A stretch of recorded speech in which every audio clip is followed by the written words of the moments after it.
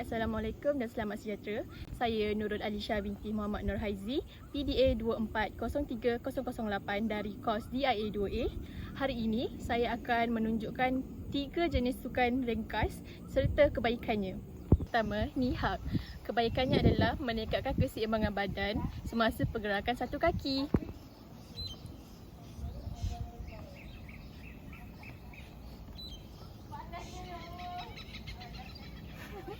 Okay.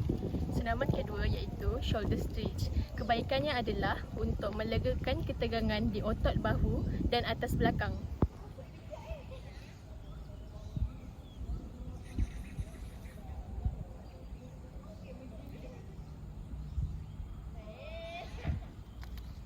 Senaman ketiga iaitu neck circle. Kebaikannya adalah untuk mengurangkan risiko ketegangan atau kecederaan di leher.